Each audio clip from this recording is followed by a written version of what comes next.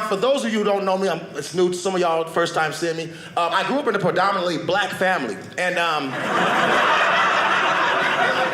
what? So? Any questions? And let me say this: I told you my mom got the scary prayers, right? You not gonna sneak in no black mama house 2 o'clock in the morning and talk about you just out. It's just not gonna happen. I'm telling you. Matter of fact, if you could be black, white, Asian, other, whatever you are. If you was born in 1980 and beyond, you same rules. You ain't finna come in and out our house, in and out, whatever time you want to. I don't care what happened. Call myself sneaking in. You notice every time you sneak in your house, everything's loud. Everything you do is loud when you're trying to sneak in. I got one key on my ring, y'all. I ain't making this up. I open up the door. Please tell me why the door sound like a black preacher. I open the door and say,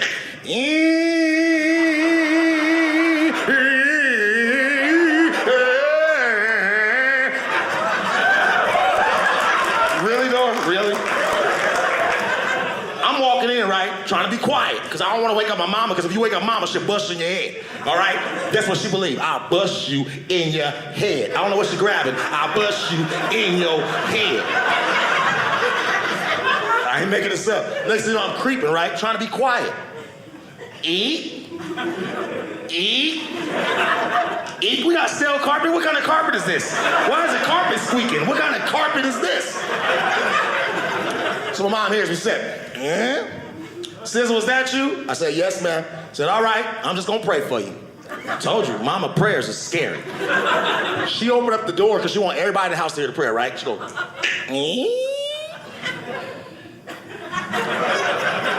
Lord Jesus, save my child, Lord. Why you on that dance floor? Dancing for the devil when he should be dancing for you, God. I want you to break his ankle, break his knee, God. Choke him in the spirit, God. Give him asthma. Let him wheeze for you, God. Let him wheeze for your Father. Take his breath and hold it, and give it right back. Oh, Lord. All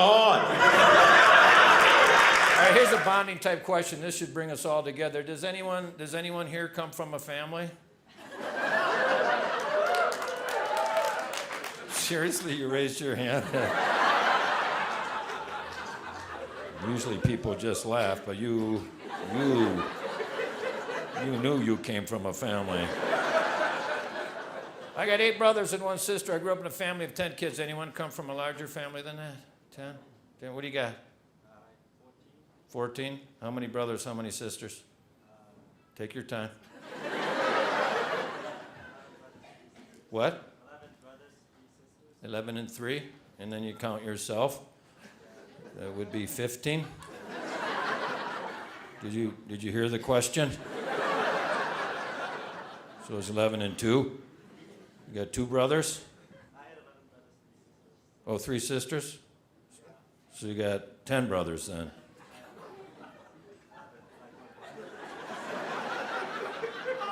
Well, no, it would be 10 because you got 10 brothers, 3 sisters, that's 13, and then you is 14, unless you want to change your answer.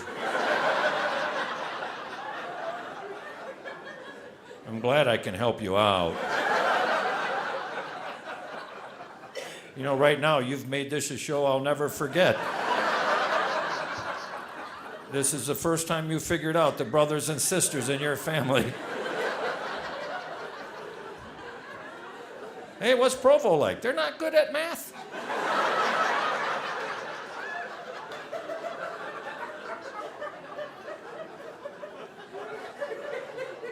You're still trying to figure it out.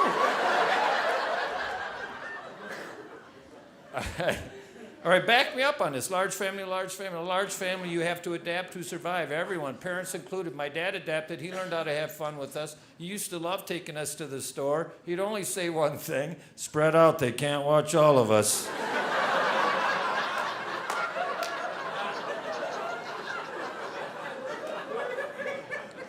Most kids, their favorite holiday is Christmas. Not when you're from a large family, because it might not be your turn to get a present that year. A large family, your favorite holiday is Halloween because it is incentive-based. If you hustle, you can stock up for the year. Halloween comes around, all you know is you're going to run for as hard as you can, as long as you can. A lot of kids try to tell you, oh, Halloween ends at 10 p.m. Wrong. Halloween ends when people quit answering the door. And most kids, they're just concerned about what they're going to be for Halloween. You ask a kid from a large family, what are you going to be? I'm going to be as fast as I can. You going to wear a costume? A costume would slow me down. And you hate it when you get to that nice lady's house, that nice lady that just wants to talk. Halloween night, and she wants to have a conversation. And what are you supposed to be? I do not have time for this. Put the candy in the bag. I had one brother, he wouldn't even talk to people. Halloween night, they try to talk to him. He'd just look at him and go...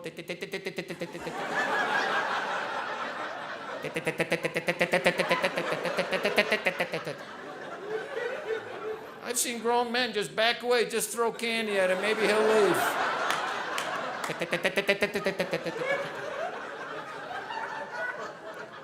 We had a new guy move into the neighborhood one year. He just looked at my brother and said, "Scusi." And you know what you hate? Well, actually, what you love is the lazy guy's house. The lazy guy, Halloween night, the guy that puts a bowl full of candy on his front porch with the note, "Please take one." We not only dumped the bowl, we took the bowl. We took the note because you want to show other kids, you got to read this. This is funny.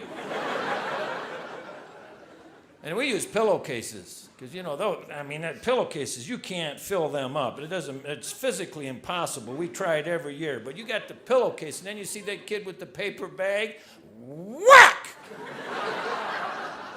Oh, I'd love to help you pick up your candy.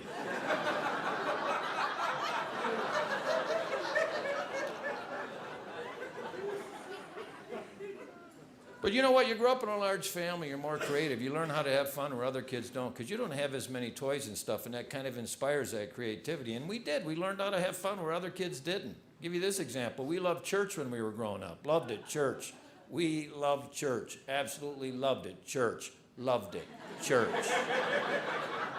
Only place we knew of that you could go to, sit down, and this really happens. They pass a bowl full of money down your aisle.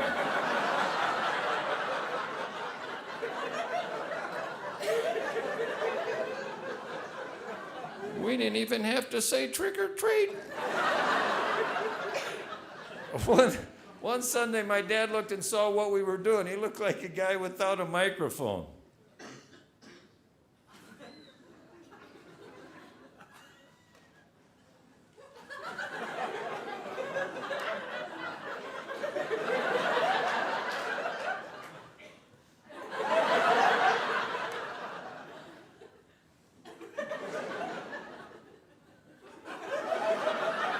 As a child, when you see your dad doing that, you realize he's helpless. You do what comes natural for a kid.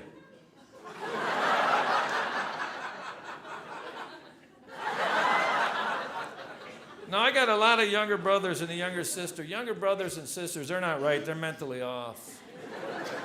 They think goofy. Their whole goal is to get you to snap and get you in trouble. They will waste an entire day. They will hurt their own body to get you to snap and get in trouble. I had one younger brother in particular. He was really good at getting under your skin no matter when you looked at him, no matter when you looked at him. All he would ever do was this.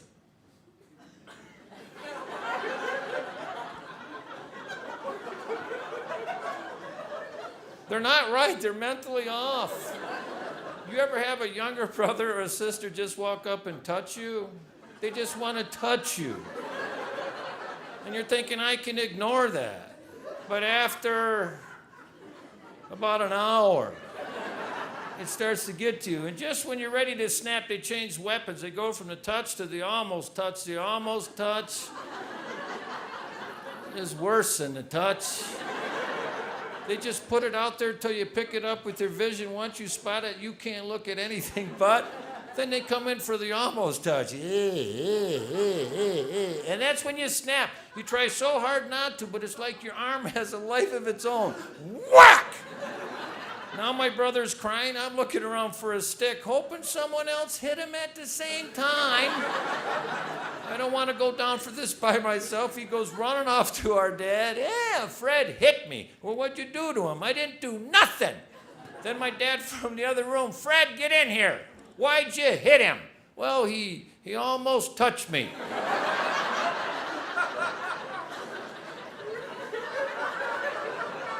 And as soon as you see it, you know you're in trouble. Now my younger brother's standing behind my dad.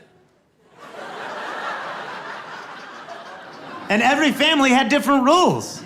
Don't bring your rules to the sleepover. They don't apply. Hey, man, you want to play Monopoly? Yeah, let's play Monopoly. All right, cool. Take your pants off. Everybody pants off for playing Monopoly.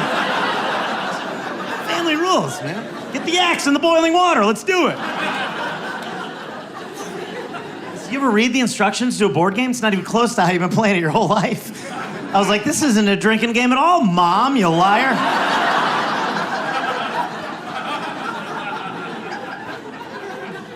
My mother enjoyed wine till she got busted by her doctors. I am in charge of my mother's health care, so I sent her to the doctor complaining of vertigo. And she went to the doctor complaining of vertigo. After drinking a box of wine, the doctor was like, ma'am, dizziness is also a symptom of drinking a lot of wine. Have you had alcohol today? Your teeth are purple. It's her 83-year-old answer to that question. No, I've had wine.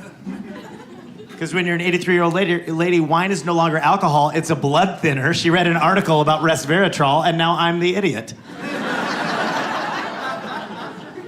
She taught us everything wrong. Did your parents screw up expressions? My mother used to just make up expressions, and we didn't know that till later. When we were adults, we would quote her and look like idiots. And sometimes the early worm eats birds in the sunshine when there's haystacks to be made, so that's how you lose needles. You all right, man? Where'd you grow up? What my mom said. My favorite was she'd say, it's like I tell you something that just goes in one ear. That's it. Never knew there was more to that till I was 30.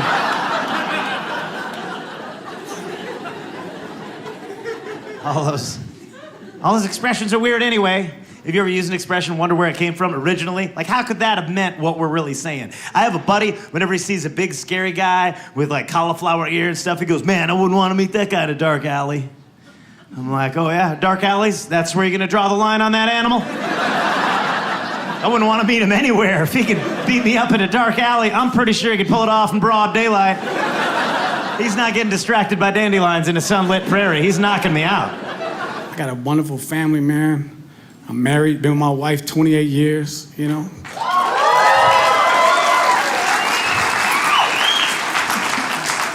Don't clap. It's treacherous.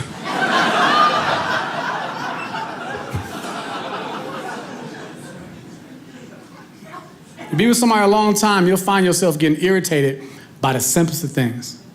Like, I love my wife. You can love that person to death, but you're still gonna get bothered by the most minuscule things. Like last Saturday, she in the bedroom breathing.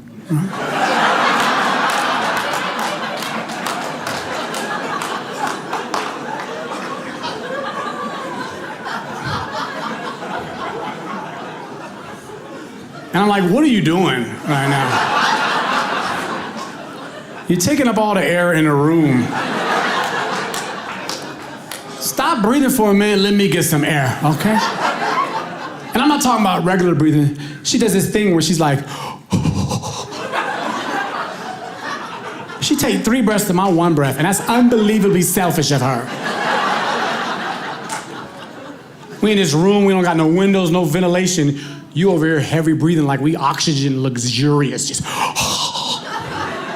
stop breathing for a little bit and let me get some air.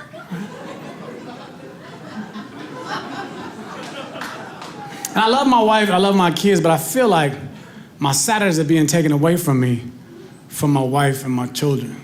My Saturday starts off at 3 o'clock in the morning. My wife hits me on top of the head. Wake up. What, babe? I'm trying to sleep. I was dreaming you was sleeping with somebody.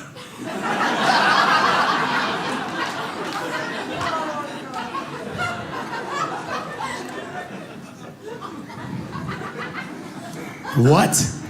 You heard me. I was dreaming you was sleeping with somebody. And I'm like, how does she know?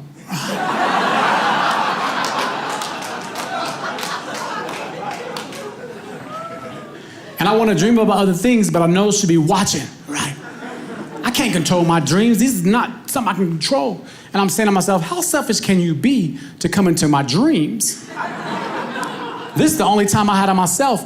Now I gotta be on the lookout for your dream blocking butt, right? She in my dreams try to hide behind a bush like I don't see her.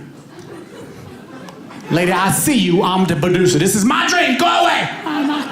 I'm not here. Yes, you are, I see you. She gonna get mad the other day. How come you don't ever dream about us being together? Because we be together. And that wouldn't be a dream, that'd be a rerun.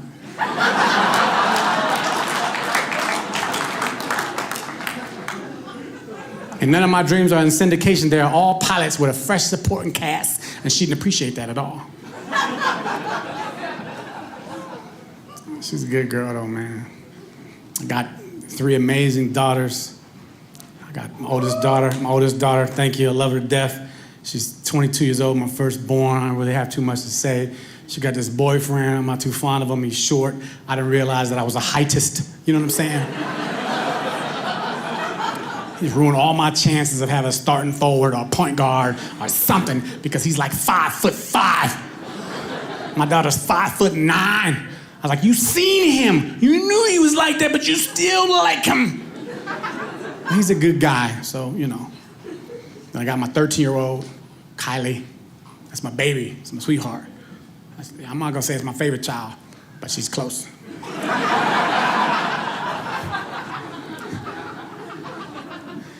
But she's a practicing habitual liar.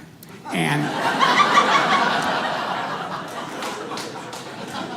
she's so good at it, I sometimes condone it. Because when people are good at things, you need to encourage them. Because there may be a job for her somewhere, a politician, maybe the president, a Clinton, who knows, you know?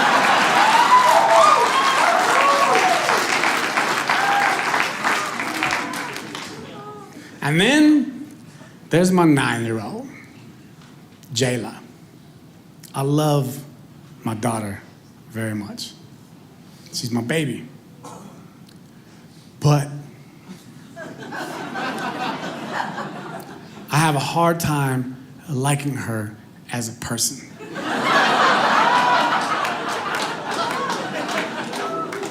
Do you guys understand the difference? Like, I love her very much, but there's a part of me that's like, you would never be my friend in real life. I don't tell her that, but I think about it every time she says something to me out of pocket. She has no fear at all, which I love. I love that she's this outspoken individual. She's got confidence. The reason why I don't like her, because she's just like me, and that's the problem, you know? I understand that. And the real reason why I don't like her is because she got an attitude because she spelled better than me. And that's the biggest problem. I knew we had an issue because the other day she asked me to spell a word. She obviously knew how to spell. Right? Daddy, can you spell peripheral? I was like, ugh, that's a tough one. But I'm cocky, so I gave it a try. I was like, P-E-R-I-F. She's like, no, Daddy, that's not it. It's like, why you ask me to spell a word you already know how to spell? You ever have a coworker or a friend ask you a question you know that person knows the answer to? They grown, she 9. How's she supposed to even know this, right? That is spelled peripheral. I was upset. Livid. Couple minutes go by, you know kids, they don't care no more. They just move on with their life. A few minutes go by, I'm still upset. Mad. You asked me to spell a word. I could have Googled it, but I'm just thinking I could help you. But no, you gotta be smarty pants. Right? She gonna say, like I just forgot about it, like everything's fine. Dad, can we go swimming? I said, yes, let's go swimming. So I took her to the pool, and she almost drowned a little bit.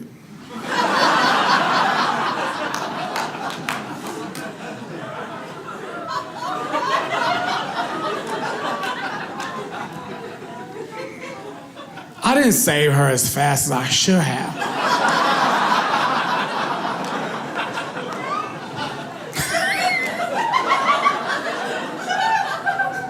Because I don't like her a little bit, you know what I mean? So I let her take in just enough water to resuscitate her. I was like, breathe, you're gonna be fine, you're gonna be fine.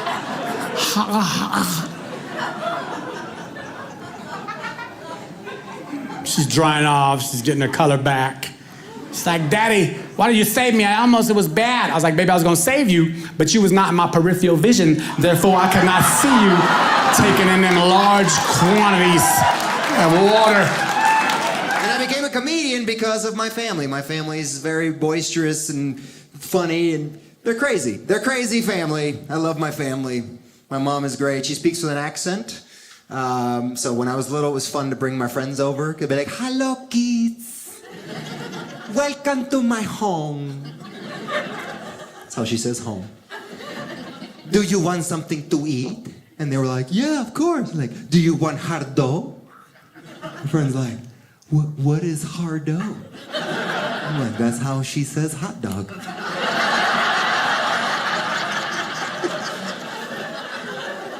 People come over to the house like, listen, if you have like a phone or a computer, you can use it all over the house. We have high five all over the house.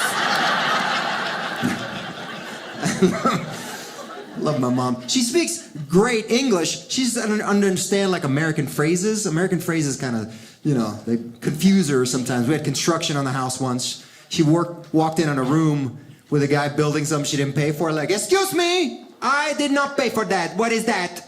And the guy was like, oh, you know what? I'm sorry, ma'am. I got a wild hair up my butt on that one. My mom's like,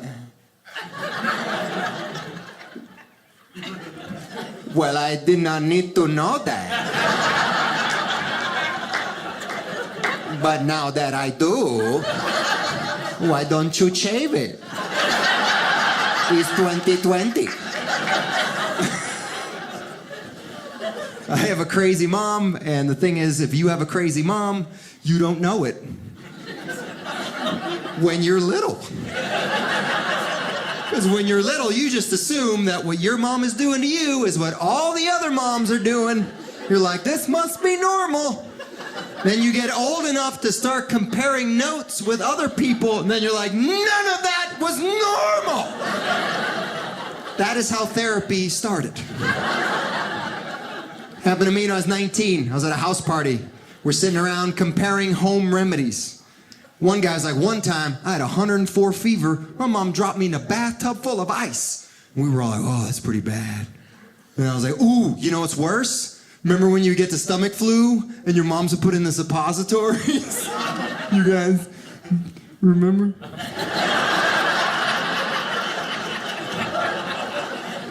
They all looked at me like you. No. My mom gave me soup.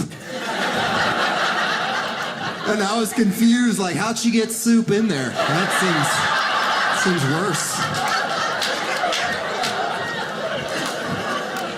Tell you what, though, I never went home sick from school. No. I could be puking blood. Jose, you want to go home? No! Please don't send me home. She's going to put a cough drop in my butt. Please. Just let me stay here.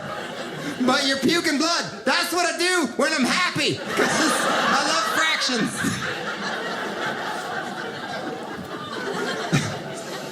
And I love my big family. I love it. But I don't have any children. I know, which is weird. I'm 42, Latino, no kids.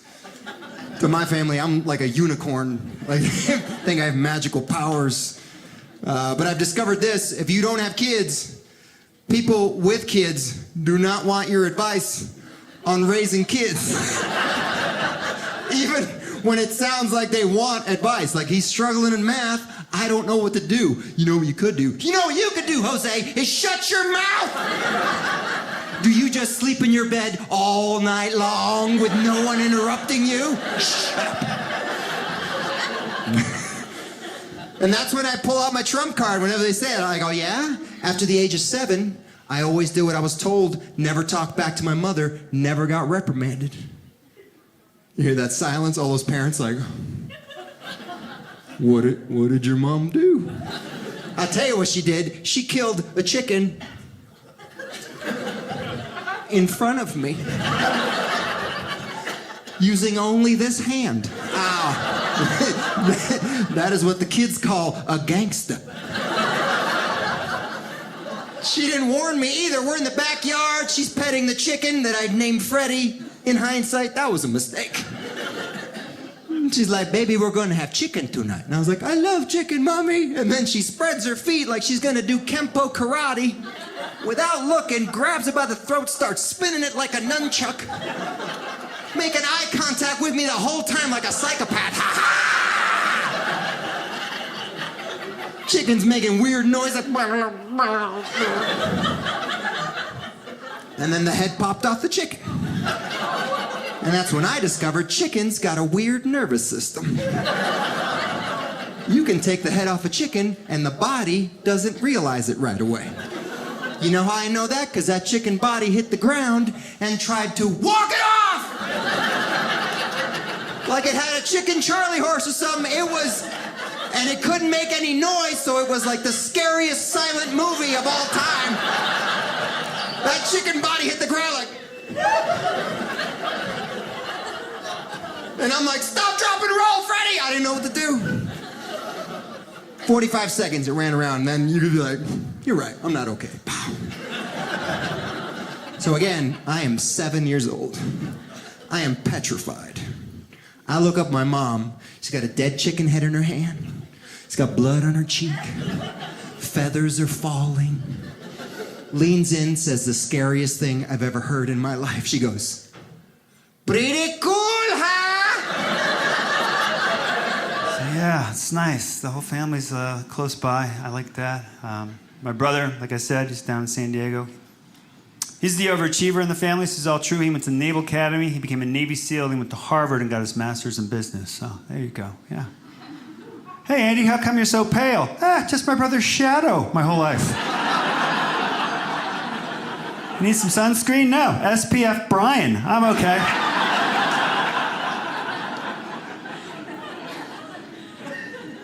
I swear this is true, right? When I moved out to Los Angeles, he was promoted to Admiral in the Navy. Sounds like I'm making up a person.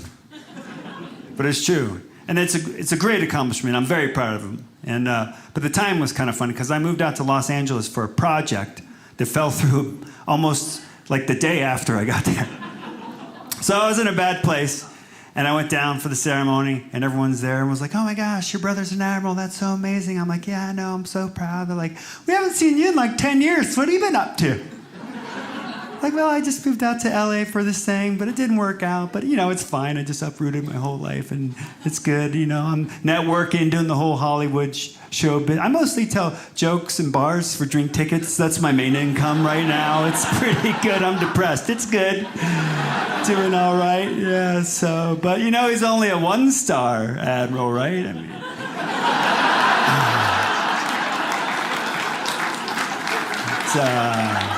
It goes up to 4 stars, so he's like the worst of all the admirals, if you think about it. Like if the admirals have a picnic, he has to carry the cooler. That's his job.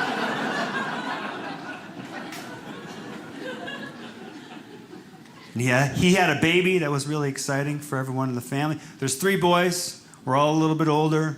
That was the first baby. And out of the boys, it was a very exciting time for everyone in the family. He was so excited about the baby, he snapped up the photo of the baby like 15 seconds after the baby was born and texted it out to everyone in the family, which was too soon, is what it was. Yeah, just a little too soon. We like to tease in our family. I called him, was like, hey man, congratulations, the baby's gonna be beautiful very soon. Next time you should give it a couple weeks, let the baby air out a little bit. Develop some features. Because new parents always want to know, like, what do you think it looks like, mommy or daddy? I think it looks like a potato, kind of, right now. Potato with eyes.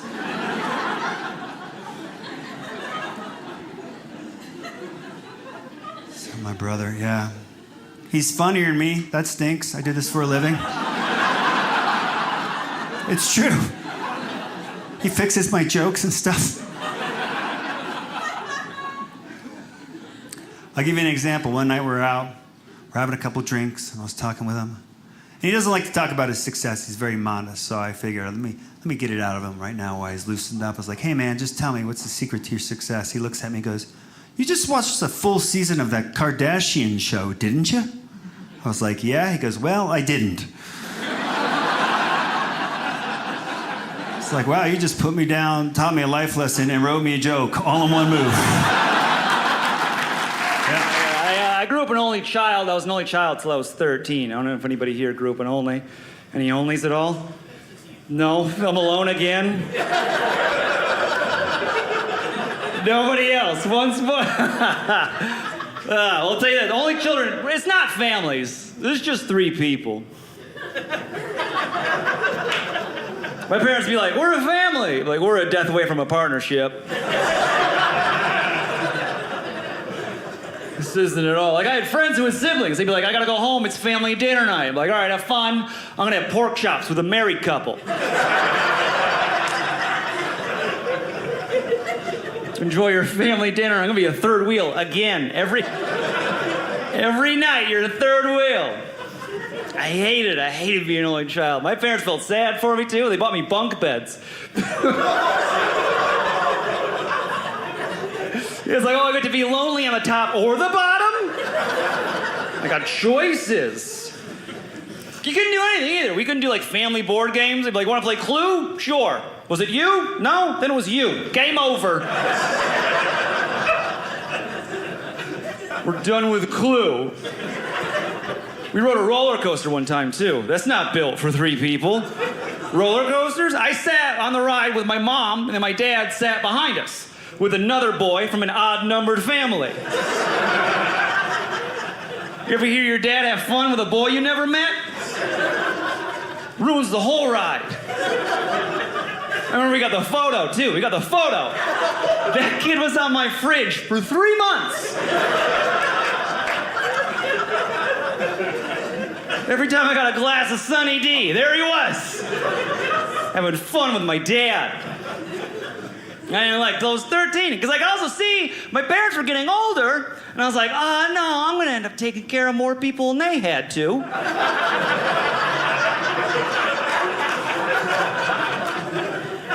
How is this fair? I'm not a son, I'm a nurse. What is this? I need backup. I need somebody else. So I was very happy when my sister was born. I remember my sister was born.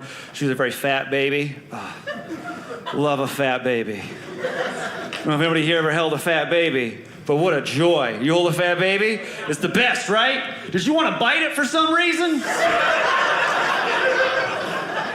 What is that? I remember holding her. She had fat little arms and legs, and I was like, I gotta chew on them. Why?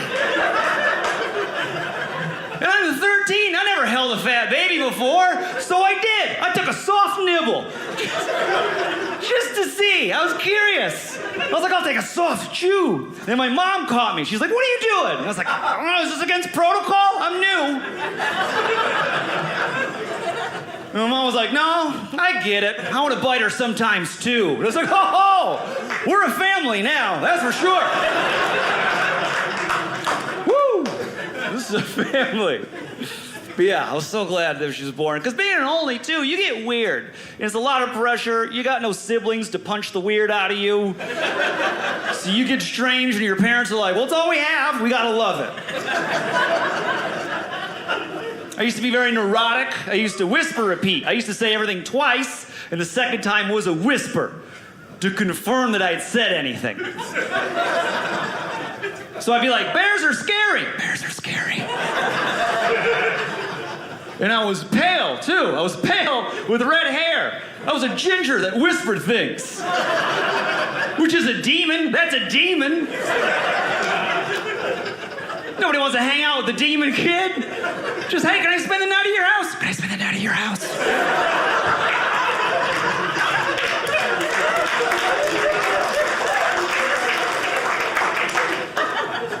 They'd be like, no, what are you, an alien?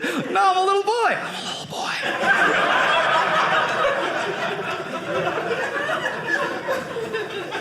I eventually stopped because my mom made fun of me till I quit. Yeah, no therapy, just ridicule. Yeah, that's how poor people fix their weird kids. Pays for therapy later on.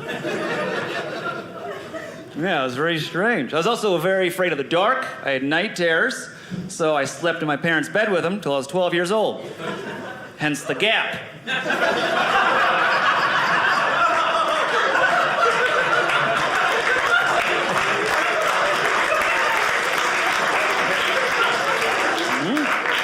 had no idea I was the cause to my own loneliness. I had no idea. For a good decade, too. I was just in bed with him. Just my mom, and then me, then the angriest man in the world. Just hating what he made, you know? He'd roll over to look at his wife, and it was me looking back at him. Just like, nope, not tonight. Not tonight.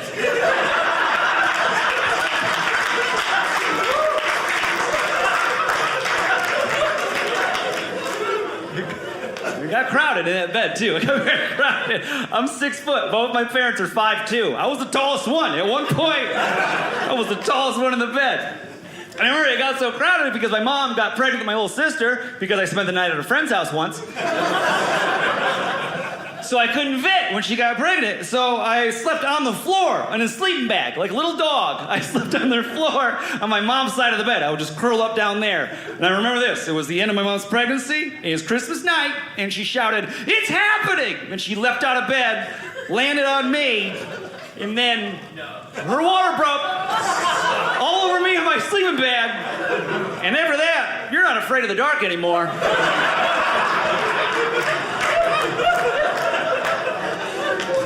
Got a whole new list of fears, really, a whole new list. I was like, I'm gonna sleep in my own bed. I don't think the boogeyman could touch me. I was just baptized by life itself.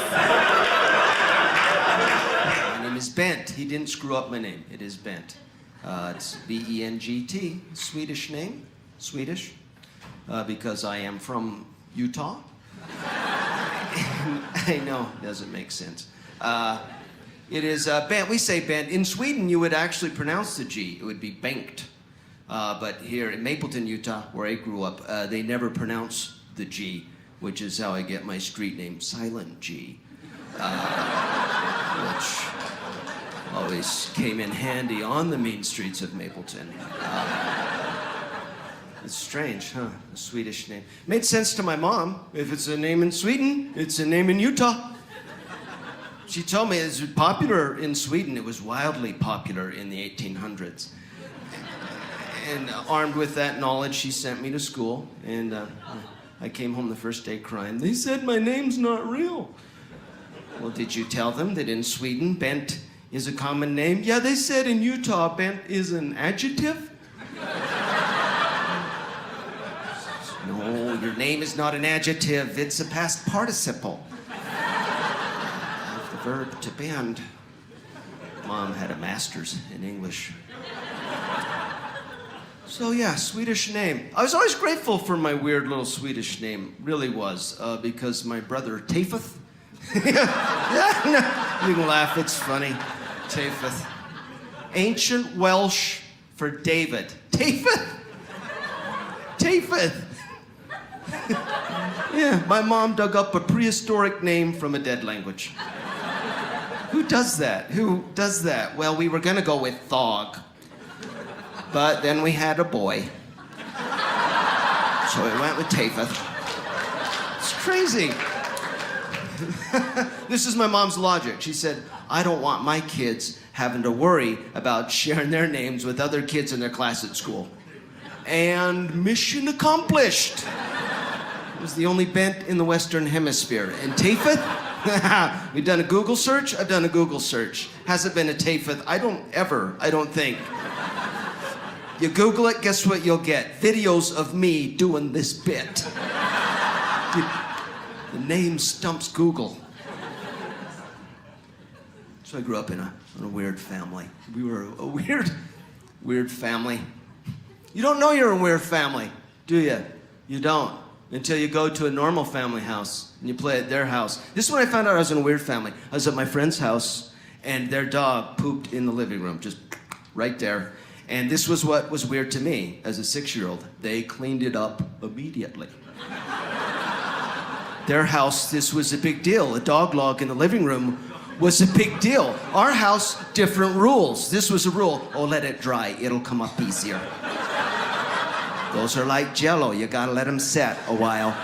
We always had at least 2-3 dog logs waiting to dry, and then every couple hours you check them with a toothpick. You get down and you just like the brownie principle in the oven. You just, nope, not ready. It is not done yet. This has been here a while. Did that dog eat some lotion again? Because there's like 40 holes that we could play cribbage in that. We didn't play cribbage because we grew up Mormon. Face cards were against the rules. I did grow up Mormon. There's a lot of rules when you grow up Mormon, as you know. There's no drinking, no smoking, no premarital anything. And of course, the most logical rule I learned later, no coffee. I know it makes sense now. My friends that didn't grow up Mormon explained to me, no, Ben, it makes sense. You couldn't drink, you couldn't smoke, no premarital anything. Why stay awake? We don't even know why you get out of bed. We don't get it. Just stay down. It's just gonna get worse. It was pretty strict. No swearing either. No swearing. No swearing. Although my mom would spell the swear words, because then they don't count, apparently. She didn't spell bad words. She didn't spell like a sailor, but But I understand spelling in front of, little kids, but there'd be a whole room full of adult readers, and she would still, D-A-M-H-E double toothpicks. I said, Mom, we know we can read. We can all read. All of us. So can God, we're pretty sure. He's literate. We think he's highly literate. Like she thought she found a loophole for swearing. She spells it, God's up there. Well, what'd she say? Did anybody get that? Did you get that? Was that some sort of a code language? Was that Navajo? That was Navajo. Gabriel, fetch me a wind talker.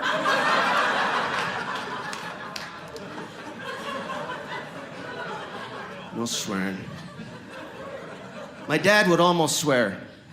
He'd come close. His favorite, shoot. I said shoot. No, you said shoot, which is Texan for shoot, Dad. And we couldn't spell swear words even. If we even spelled a swear word, my mom would knuckle us. Did anybody else get knuckled? She would, right here, once your skull congealed, it was fair game for this middle knuckle. Right there, just whack. That knuckle, which eventually was arthritic. Yeah. It's serious, they call it rheumatoid arthritis. I call it karma. But, knuckle you. My dad did not knuckle. My dad never knuckled. My dad is a psychiatrist, so he did not believe in hitting to modify behavior. Instead, he would sit us down and adjust our medication. Why spank the butt when you can chemically spank the brain? These aren't bad kids. They just need bigger pills. I've been doing something recently where I'm trying my best to hang out with my grandparents more. I think that's important for young people to do. I think young people should hang out with their grandparents as often as they can. But I'm gonna tell you why they don't. Because it's exhausting. It is. You learn things that you can't unlearn, okay? It's just knowledge being thrown at you that you're stuck with it forever, all right? Everything was going great. We were eating dinner. Everything was fine. And then my grandma broke out a scrapbook. And we're going through this scrapbook picture by picture. She was like, look, this is a picture of me with my first car. This is a picture of me at my first job. And then we got to a picture of her when she was in her mid-20s. My grandma was looking fine. Super fine, okay? Too fine to be my grandmother. And with the sepia filter on it, the brown filter that's not supposed to make you attractive, the one that'll turn a 10 into a 7, now she was still a 10, okay? I know it sounds weird. I know it's weird. It's weird to say it, okay? It's weird. But do you understand that it's ruining me? I have to live with this knowledge for the rest of my life. It's ruining me. Because now, every time I try to talk to a girl, I'm like, yeah, you're cute, but you ain't Nana.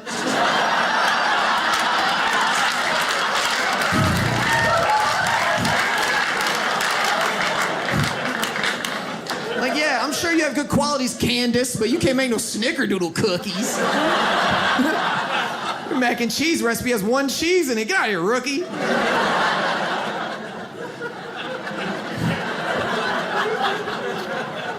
Can't compete with Nana. She's got legacy. After I saw that picture, I had to high five my grandpa. I had to. I was like, dude, I don't know how you did it. You're ugly. Because I guess game runs in the family, I guess. I don't know. If anything, I'm mad that my Nana settled for my grandpa. Yeah, she had all the qualities and attributes to be a gold digger, but no, she settled for love. This is dumb. Could have been rich. I could have had a rich grandpa, but nope, he's just a good one. This is dumb. That's where we're at in society, is just be like, hey, I got a good grandpa, but I also don't have $1 million. And one of those things buys me a boat. And the other one just gets me a really good thank you card. It's a good card. It ain't no boat. I love my grandpa. He's a good dude. Every time I hang out with him, I learn something new about him and his life. It's very interesting to me. I recently found out what my grandfather's favorite game of all time is. I always thought it was the poker. That was poker. And so he was like, Cam, let's play my favorite game. So I was like, all right, I'll go get the cards. He goes, no, my favorite game. I was like, first of all, why'd you say it like that?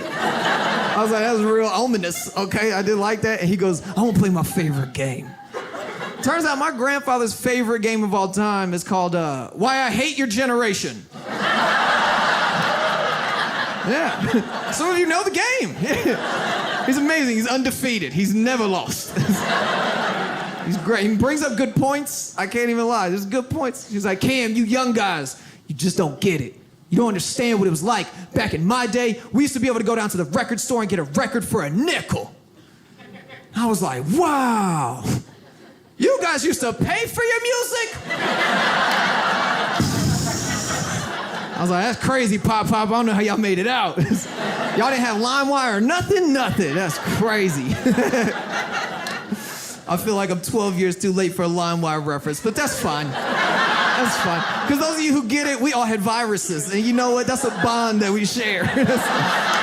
We all had to throw away 2 computers. Don't think I'm making fun of old people. I love old people.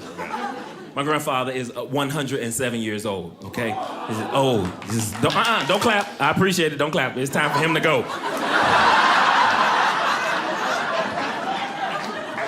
107? You lived your life. And somebody else's too. He's just old for no reason. 107? I need that house, okay? I love my grandfather, man, but it's time for him to go. I used to be afraid of him. My grandfather has been a vegetarian his whole life, never had a stroke. And the reason why I say he never had a stroke, because when he laughs, he doesn't smile. I thought he had a stroke because his smile muscles are broke. Like you laugh and you go, yo, laugh, you know, your cheeks go, He didn't do it. When my grandfather laughed, you'll laugh, you go, and it descends. My grandfather laughs, it's just even. He said,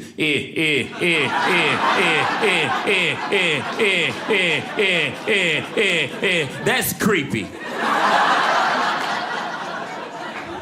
My mother used to ask me, you want to spend time with your granddaddy? No, ma'am. Why not? Because he laughed like he got a haunted house in his throat. That's why.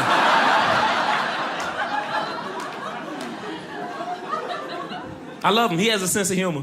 He told me one time, he said, I'm so old, when I fart, dust come out my butt. This dude is hilarious. He doesn't have a filter. Anybody have grandparents like that? Don't have a filter? Yeah, they tell you like it is, don't they? You need that in your life. Keep it real.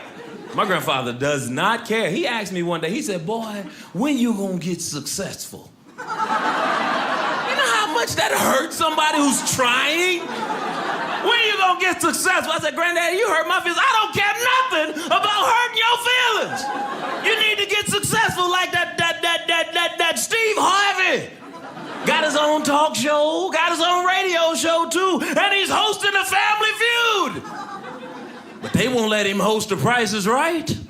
I said, why you say that, Granddaddy? Because they don't want black folks hosting The Price is Right. Why you say that, Granddaddy? Because they think we gonna change the name of the show from The Price is Right to something like The Price, all right?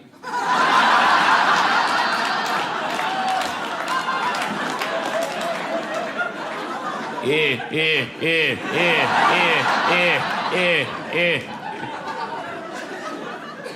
This dude old, man. He don't care nothing. about nothing else in the world. He don't care nothing about nothing but President Barack Obama. He loved President Barack Obama. He don't mind Trump, but he loved President Barack Obama. You can't say anything bad about President Barack Obama, my grandfather. He'd kick you out. Get on the porch. Don't you come in my house talking that madness about my president. This is your own personal president, Granddaddy? Like you keep him in the dresser drawer, bring him out for inaugurations. My grandparents just celebrated an anniversary, and we had like 20 people in the kitchen. They got a big kitchen. You know, they had this house for years, a bunch of people in the kitchen. We talking about, you know, food and recipes, and President Barack Obama, and my grandfather was going past the kitchen, and he turned around. He said, when I was a kid, I had a friend that was so cross-eyed. One time he dropped a dime and he picked up 2 nickels.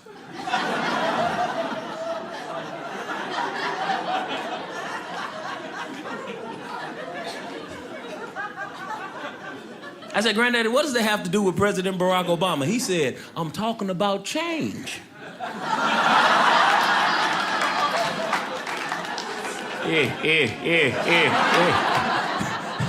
This dude is hilarious. I love being around him, man. He weird at the same time, though. I'm glad he likes me, because most of my family don't like me so much. My own mother, I love my mom, but man, she don't like me that much.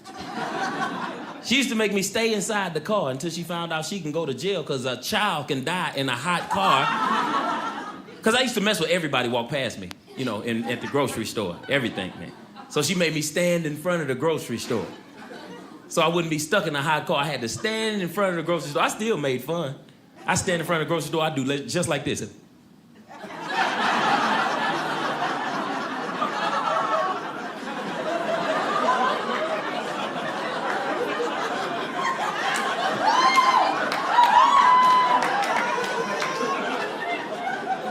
I made $48 doing that one day.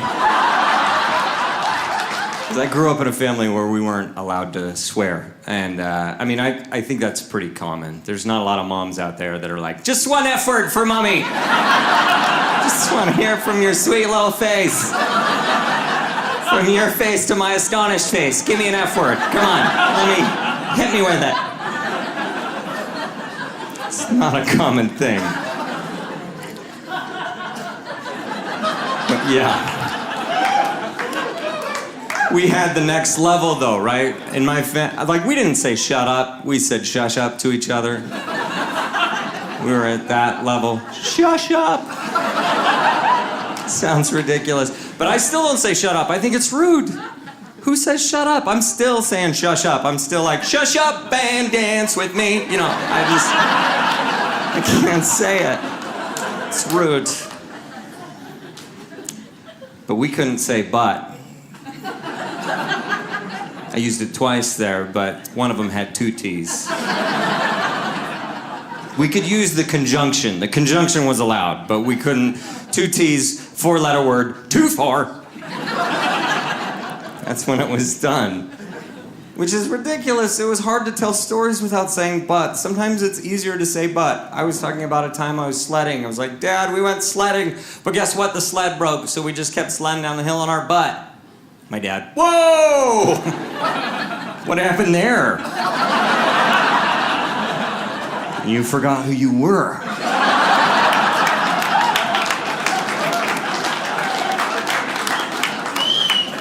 Okay, fine, Dad. I sledded down the hill on my bum. Do you hear how stupid that sounds? Sounds like I'm sliding down the hill on a homeless man that I own for some reason. Come on, Gus, let's go. I'm gonna slide down the hill on you. You're my bum. Here we go, I'll hold you. My dad, we don't say bum either, because that's weird what you did with your homeless friend there.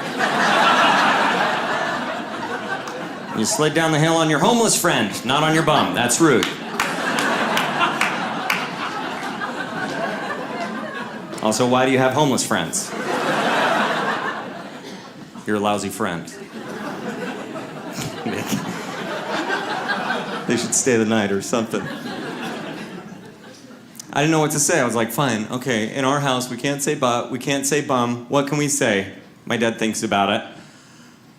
We can say bim. We'll say bim. How about that? No, that's a weird made-up word, Dad. It's not a real word. Makes it sound like we're a British family or something. I slid down the hill on me bim, father. What a great day. I slid all the way to the bim of the hill. We couldn't say bottom either.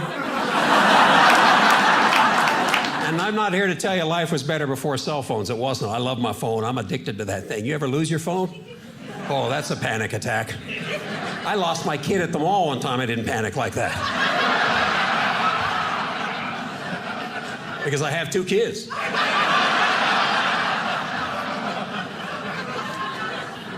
Never has technology moved so quickly as the past 20 plus years. My son was at my house a couple of years ago. He called my mom, his grandma. He turns to me, goes, I think grandma's phone's broken. I go, why? He goes, listen to this. I go, it's a busy signal.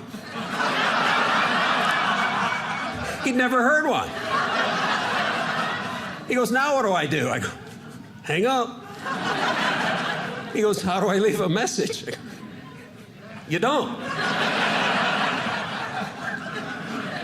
He goes, now what do? I go, well, wait a few minutes. Call her back. He goes, that's stupid. And I was like in your house growing up. My house growing up, my dad never answered the phone. He wasn't getting out of his big old chair. That phone rang, he'd just look at us kids. It was our job to answer the phone, right? I was telling my son that story one day. He goes, why didn't you tell your dad to get the phone?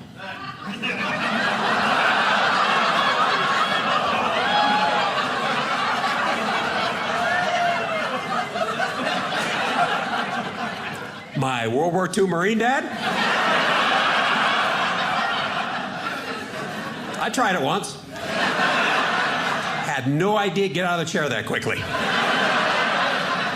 When I woke up, that phone was inside me.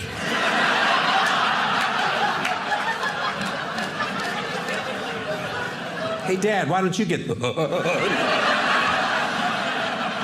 And I got my whole family living in my neighborhood now. That when I moved to Murfreesboro, my whole family decided it'd be a good idea for them to move there too. And when you're young, you need to be with your parents. But when you're 48, you don't. Not the same street. And my dad is just one of these real angry. I'm angry, but I'm not medicated. He's so mad all the time. Like, he's just, like his hair's real short, like he's mad at it, like, you know? And his belt's too tight, and the grass is like that high, just.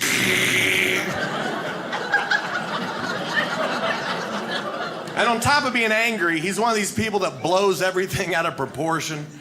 You got people like that in your family? Like the little smallest thing happens and they turn it into a tornado. I mean, it's just a nightmare. I know when he comes in my house, he's got, and not only does he blow stuff out of proportion, but he's, all right, so he wears a neck brace, right? But it's not one of the hard ones. It's one of those soft, cushiony. I think he just wears it so he can hold his head up and sleep while he's standing, but you know what I'm talking about? He wears it because like 3 years ago, some poor girl rear-ended him driving 2, and he says it ruined his church softball career, so he's got to let everybody know.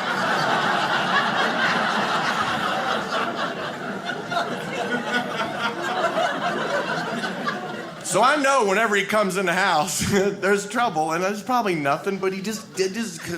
So everybody's sitting around calm in the house. He comes in the house, he's got his thing on his head, his neck, and everybody's calm. We're playing board games, like everybody's calm, and the door opens up, he comes in, he's like, oh, man alive! Y'all better come upstairs, I gotta tell you something, you ain't gonna believe this.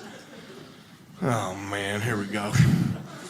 What, Daddy? He's like, sit down, you are not gonna believe what happened. Whew. I done gone out and caught the diabetes.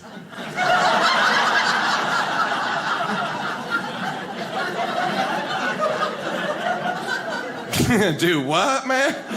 I done gone out and caught the diabetes.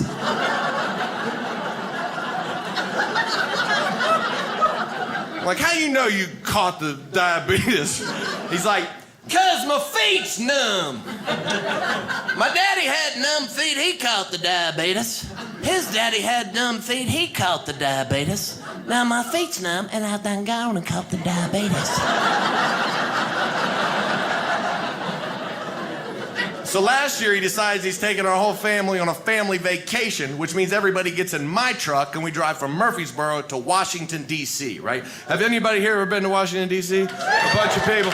Okay, did you ride the metro when you were there? If you've never been there before, they have this metro train system, right? It goes into D.C. and Virginia and Maryland. You can go around and see the sights, and we were going to go to the Air and Space Museum, and my dad was all irritated because he thought it was a museum about a woman named Air and Space. Anyway, it don't matter.